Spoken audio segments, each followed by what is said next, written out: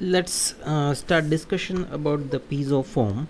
So in this tutorial number 4 we try to explore the piezo form in detail with the help of the certain unsteady flow type of the tutorials. Before we go towards the exploring different type of tutorial, let me show you where exactly you can find the its source code of piezo form. So for that we have to go towards the our install area. So go to the home folder, open form 3.x, application, solver, incompressible flow, and the piezo form. And if you go to piezoform.c file, you come to know its capability. So what is its capability? It's transient solver for incompressible flow.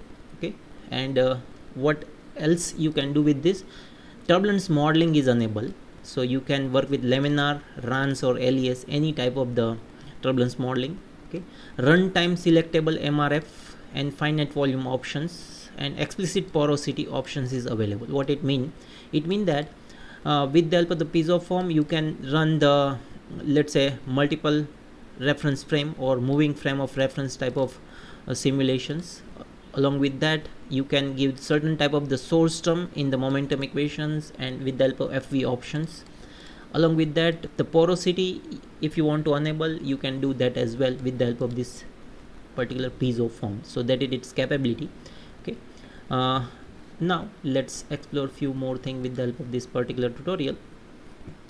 So if you see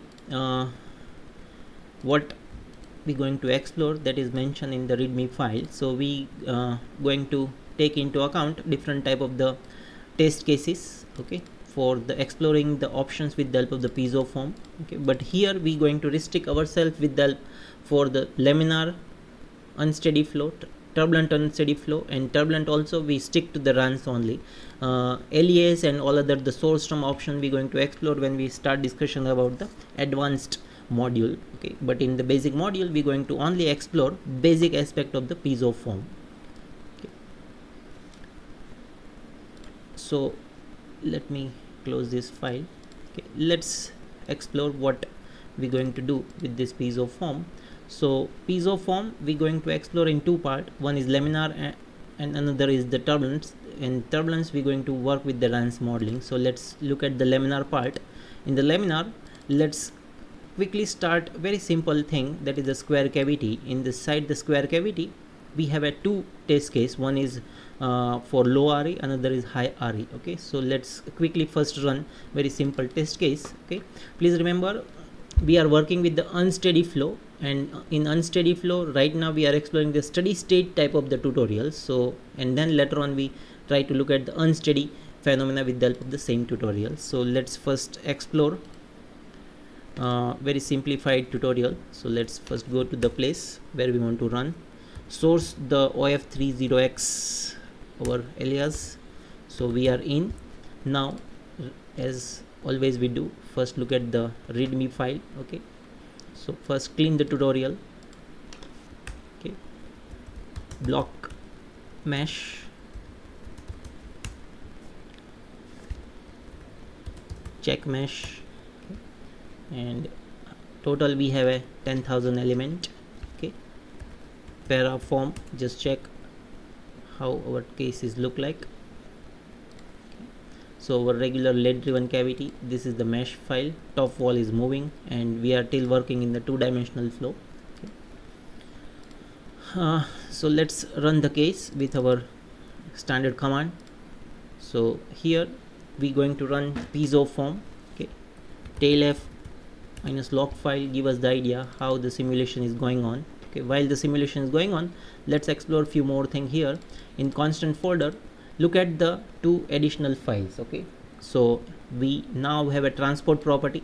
So in the transport property, as usual, we're going to fix the kinematic viscosity. Okay, so it is 1e power of minus 4.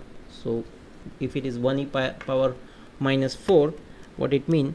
It mean that we are running a 10,000 case. Okay, so I suggest first when you start running with the something like a 2 100 or 400 type of the case, so it going to be in the steady state nature. Okay, along with this file we have a turbulence property. So inside the turbulence property, okay, so we have a simulation selection option. So simulation, either you type laminar, runs or alias. So if you type laminar, it's not going to select any of these options. When you type runs, is going to explore this runs more options. Okay, right now even the turbulent on, then also when you type laminar, it's not going to explore any of these options. Until unless you type here runs, it's not going to explore any of these options. Okay, so this additional file we have.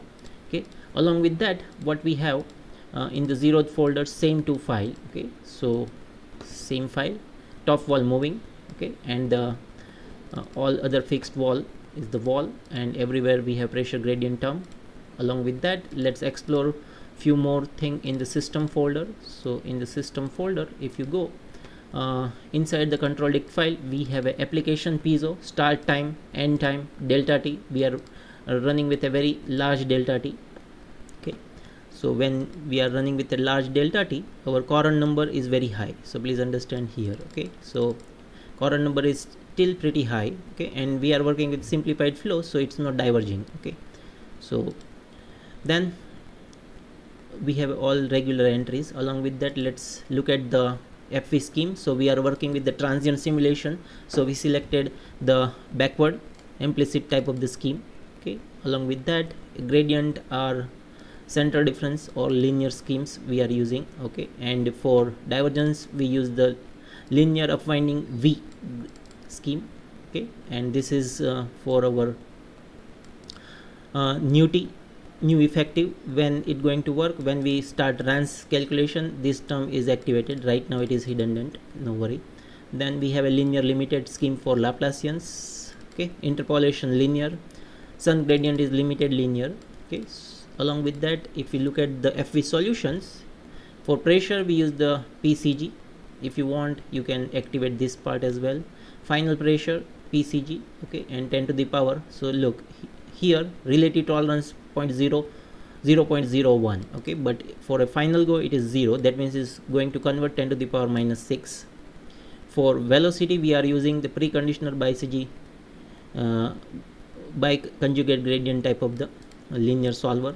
Okay, with the preconditioner and piezo algorithm, and we gave the 2 n corrector and 1 non-orthogonal correction. Okay, so this is our scheme and solution setting. Okay, let's explore few things here. Let's go to the paraform and check how our simulation is look like. Okay, so our simulation is unsteady simulations. Okay, and this is how our simulation is going on. Okay, with a fixed delta t. Okay, but delta t is very high.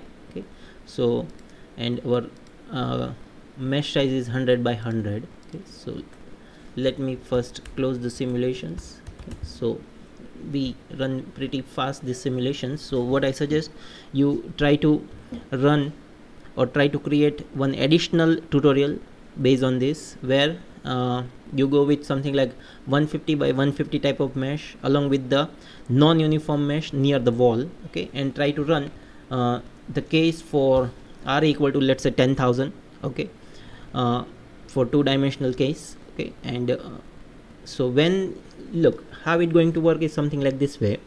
We are working with unsteady solver. Okay, and we are not providing any turbulent modeling. So when you not provide any turbulent modeling, what it mean? It mean that we are running the direct numerical simulation straight away.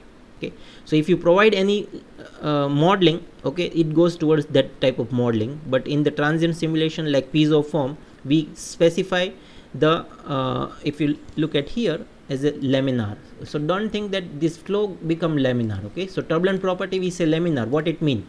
It mean that when they try to calculate, okay, at that time whatever our transport property, it is only based on the fixed fluid flow property. But when we talk about the turbulent with the runs, at that time turbulent viscosity also play major role. But at that, when you type laminar, the turbulent viscosity part is redundant, and we only have a dependent property is this nu. Okay, so that is laminar or laminar side viscosity, you can say.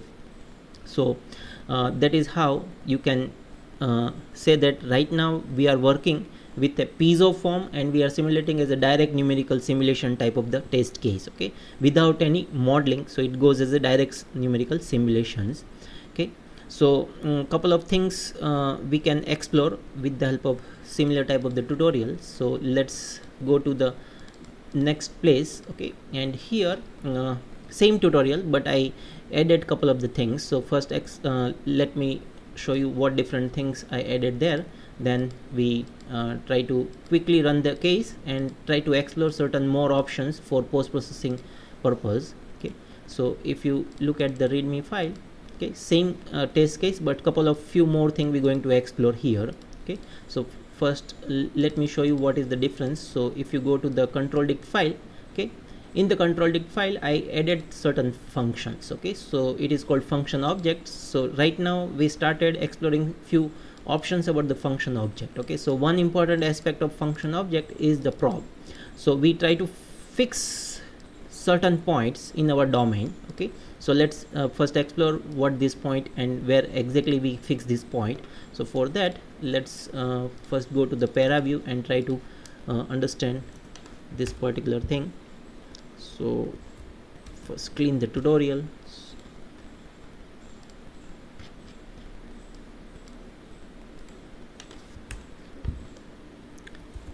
Block mesh file, okay, paraform,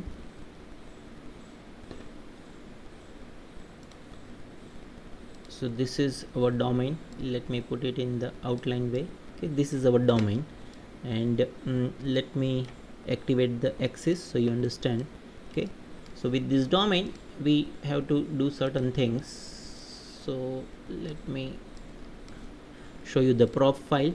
Okay, so look, we want to put a prob. What the prob going to do at this particular locations? Which locations? All these locations. So I fix x equal to 0.5. That means exactly the, if you, this is the x-axis, so we reach 0.5 and we started from top, y equal to 0.99. So first prob we kept and in the 0.0505, that means at the center of this is the 0.05. Okay, the total, if you see, it's starting from something like 0 to 0.1. Okay, and from here that is the z-axis. How I can say it is 0 to 0.1? Okay, so for that let's go to the block mesh file. Okay, so in z direction we are 0 to 0.1. So I want the probe at a z center. Okay, so that's why 0.05 I kept in the z direction. 0.05 becomes z center. X, in x direction I kept 0.5. Okay, so that is the 0.5 value here. Okay, and in the z direction it's center. Okay, and in the y direction, this is y, I started from 0.99, 0.75, 0.5, 0.25 and below point, and another point is very close to the bottom wall. Okay, so like that way you can explore or keep certain probes. Okay, so I normally, when we go towards unsteady flow, even for steady flow, don't rely on the residual plots. Okay, I normally look at these probes, and if the probe is mature, okay, we can say our simulation is correct. Okay, so that is how one has to check how the simulation is progressing. So even I look at in the industry as well, people normally don't rely on the residuals. Even though you are working with the simple form, at that point of time also try to keep this type of the probe, and on that probe try to look at the important fields. For our case right now we are simulating only incompressible flow without any heat transfer, so our important variable is velocity and the pressure, and we going to store this velocity and pressure for each of this probe, okay, at every time step. Okay, so that is how you can fix certain functionality. Okay, and this functionality we have to add at a control dict file. Along with that, because now we are working with the unsteady flow. Okay, so because we are working with the unsteady flow, we have to do a certain averaging. And why this averaging is required? If we want to compare the data for a time averaged flow field, okay, at that point of time, this averaging is very, very important concept. Okay, so whoever working in LES or even DNS, they always have to extract certain statistics, okay, and statistic as well as mean flow, because what we are going to simulate and what we are going to post is instantaneous flow. So we normally require the time averaged flow field for comparison with the published result. Even we require the statistical data to compare with the available open literature or the published papers, okay. So for that purpose we have to do the averaging, and in OpenFOAM it is very simple. You have to add this field averaged one part, okay. This options is right now ultimately, yeah, these all are we kept close, okay. Later on we explore, but right now what we're going to do, we try to switch off this field averaged, okay. So normally how one has to work with the unsteady flow is something like this way.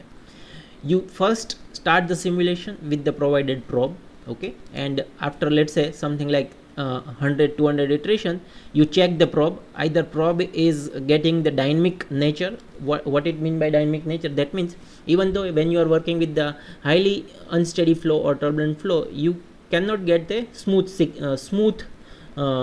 let's say velocity distribution over a time for one particular point, okay.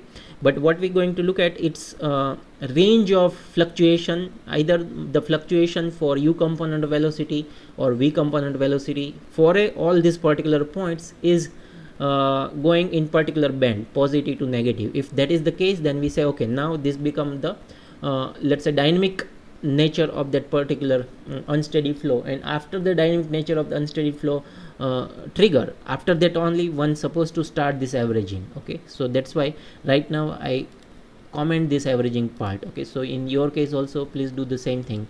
And when the after this, let's say our flow field developed, okay, or dynamic nature appear, then we supposed to start this averaging. And normally people look at the averaging something like more than 20-30 cycles, okay. So how to get a cycles, that will come from this probe part. So normally how it going to work, you look at the probe, okay, do the post processing of probe either in MATLAB or TechPlot, take this data into TechPlot or MATLAB, okay. And right now we are in the time and the spatial domain, convert it through the help of the FFT in the frequency domain, and find out the frequency of occurrence, and with the help of the frequency you come to know what is the cycle with which the larger and the smaller eddy is moving within the flow, and based on that cycle you can figure it out how many number of iteration, how much time you have to do this averaging. So normally something like 20-30 cycle is a good amount of averaging. So normally people do in the similar line, okay. So this is few things one has to explore when they are working with the unsteady flow. So let's run this case and explore certain things out of it, okay. So all other settings are similar, okay. Let me check the transport property. So transport property is set for 10,000 RE, okay. Maybe right now we are working with the two-dimensional flow, okay. So 2D cavity we are working. If you are working with 3D cavity, then 3200 is the normal occurrence of turbulent phenomena in 3D cavity, okay. But when you go to a 2D cavity, maybe we not going to get very mature turbulence state in this class of the simulations, okay. Along with that, let me change the delta t as well, okay. So delta t is almost 10 to the 10 to the power minus 3, so I think it is pretty good, okay. And we're going to run at a first go something like 100 iterations, okay. So, sorry, no, this is writing style, okay. So every 5000 interval we're going to store the data, but end time I want to simulate something like 100 second, okay. So and after that we're going to check the probes, okay, how the probe look like, and when we are sure that okay, now probe is almost reached the dynamic nature, then we're going to activate this, and during that time we have to restart the simulations, okay. So that is how going to work. So let's run this case and explore certain things with the help of this. So let's go with our regular way of starting the simulations, and tail f log f. So look, now current number is pretty low. Okay, so no worry, it is within the range. So when you started the probe, okay, so certain few more folder is appear. When we started probe, post processing appear. Inside the processing you will find a probe. Inside the probe you will find 0 folder. Why 0 folder? From the 0 time the probe is started. Okay, let's say you restart this simulation. When you restart, again new time appear. Let's say you restarted from 50 second, then 50, and inside the 50 you find the similar type of the files. Okay, so if you try to open this file, okay, let's open this. So look, this is the number of probes, 0 1 2 3 4. Okay, so total 5 probe we stored, and this is the location of probe, and for each location of the probe, let me open in GUI so it is much clear. Okay, so it is bigger size. So probe and location of probe, okay, and time, and for each location of probe we are storing the U, V and W components. So look, probe 0 1 2 3 4 5. Okay, so and for each time step we are storing this data. Okay, so later on we try to post process this data, okay, on one of the post processing software. So that is the idea. Okay, so let me close this file. Let's explore how the simulation is going on. Okay, so it's almost reached 20 seconds. Let's look at in Paraform.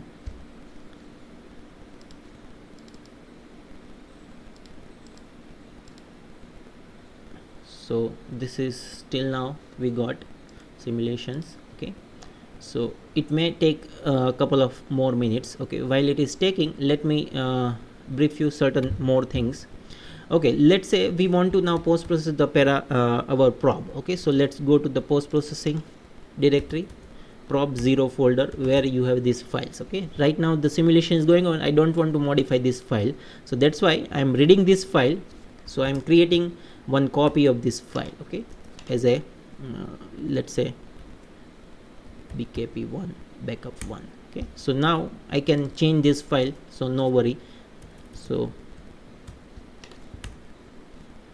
look at, till now we able to wait, it is now becoming too big file. Okay, so that is what you can see. But now before you do the post processing, we supposed to remove this all brackets. Okay, because if you want to read this file in tecplot, then also this bracket is not readable in the tecplot. Even for GNU-plot also this bracket will not work. Okay, so what supposed to do?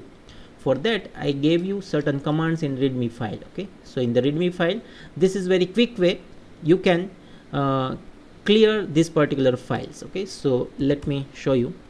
So our input file, okay, is now u backup 1, and I am converting this into the u bkp2. Okay, so what I am doing, I am reading the u backup 1 file and try to replace all the this bracket, okay, and dumping that file into the another file backup 2. Okay, then again now I am going to other side bracket. Okay, now my reading file is bk2, okay, and I am putting into the mod 1 file. Okay,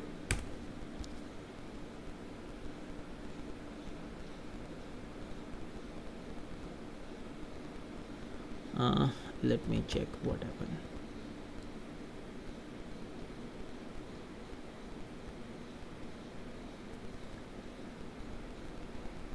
Can't read ubkp2. Okay, it is underscore, I put a this way, that's why, no problem, typo error. Okay, now let's open that particular file. Okay, which file? Now it is the cleaner file. Okay, so look, all the brackets and everything is gone. Okay, so this is how you can clean this particular file at a command line. Okay, so some command, it is useful from Linux side. Now let's say we want to do the certain post processing for this file. Okay, so for that I gave certain commands, okay, inside of one of the script file. So go to here, there is a certain commands is available in the plot probes one script file. Okay, so and let me check the file name. Okay, here I gave the uFinal is a file name. Okay, so and here I gave the file name as a umod. So either I modify here or there. Okay, I better modified here. Okay, so this is the file name. Okay, now let's try to do the post processing with the GNUplot. Okay, so let me check the prop file. Okay, it is continuously updating as well. So GNUplot, okay, post, sorry, plot props. Okay, so look, this is how at present I only activated 2 props. Okay, so I just started reading 2 files. Okay, and it going to update while simulation is going on. Okay, so right now what I did, I only explore how many total 3 props. Okay, so prop number 0 to ultimately 1 2 3. Okay, so how it going to work, using 1 and 2 x component of exploring. Okay, if you want to explore the y component, okay, then change to 3, z component 4 again for second probe. So let me open first file, you understand better way. So look, this is variable 1 2 3 4 5 6 7 8 and 9 and so on. Okay, so right now if you look at, we have a 1 and 2, that means we are plotting 1 and 2. Okay, then we have a 1 and 5. Okay, so we are plotting 1 and 5. Okay, similar line 1 and 8, and like that way you can do the post processing for different probes. Okay, so look here, it's not going towards very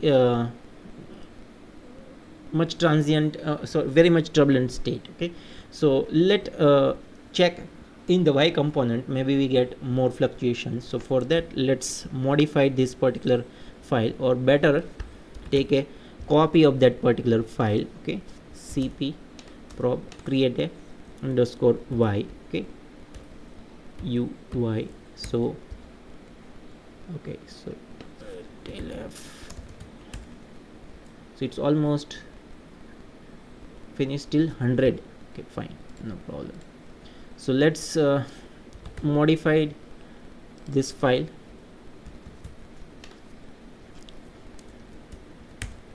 Okay, so now we want u components, so I'm changing this to 3 6 and 9. Okay, and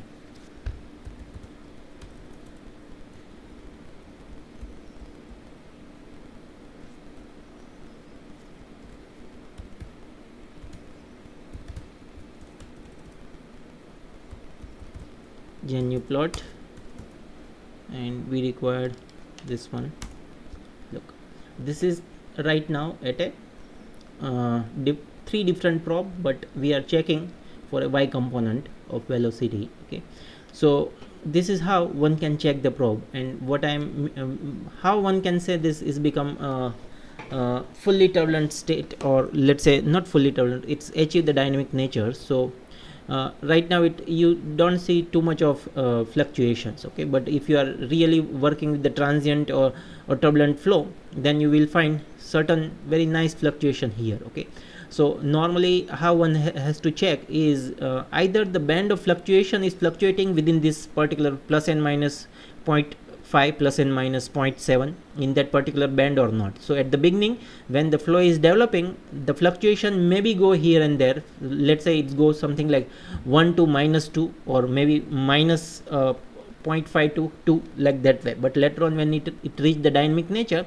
it will try to it's continuously going to be fluctuate, there is no doubt. Okay, but you can see the continuous particular band. Within that band, the flow field at that particular probe location is fluctuating. So if you identify this type of nature for all probe and all important quantities, then I suggest after that you supposed to start this particular page. Okay, so after that you supposed to start this averaging aspect, and when you start the averaging aspect, you come to know about its mean and the statistical part for U as well as pressure. Okay, so that is how one supposed to check the transient calculations. Okay, so let me quickly start now this again the simulations with the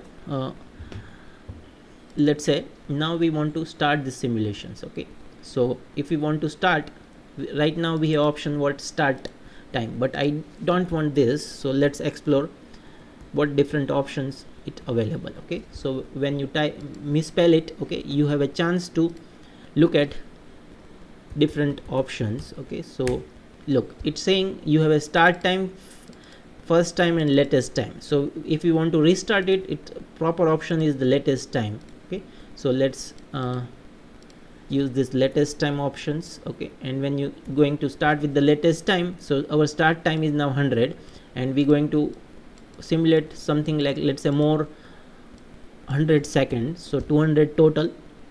Okay, but when we want to start simulations, after immediately, okay, you start this averaging. If you first let simulations to start, okay, and then we going to start this averaging aspect. Okay, so let's restart the case. Okay, how we can show that it restarted from the place we want. Okay, so look, it started from 100 only because it's already 101. Okay, so now immediately go to the control dict file, okay, and enable this averaging. Okay, and just save it, so you will see different output. So now look, averaging is started showing average field output and calculating the average quantities. Okay, so when you started the averaging, what different things going to happen in the probe? Previously you are 0, now you started the restart the simulation from 100, so you have another probes from the 100 time steps. Okay, then along with that, first check the entry what is available in the our backup file before 100. Okay, so you have a pressure and velocity only. Okay, but now after we start the averaging, look at what different entry you have. A p mean, p primes, so mean quantity, p mean give you the mean pressure, and this is the statistic of pressure. U mean give you the mean velocity, and this give you the statistic for this U primes. Okay, so you have a this way different quantities available. Okay, in this, so let's go to the para view and explore what we have there. So let's go to the last part, and when you go, you will see all these entries. So activate this. Okay, and let's see. So previously we have a only U. Okay, now you have a U mean. Okay, along with this U mean, okay, go to the U primes. Okay, so in U prime, look, this is all Reynolds stresses. Okay, X, UU, VV, U and WW, then you have a UV,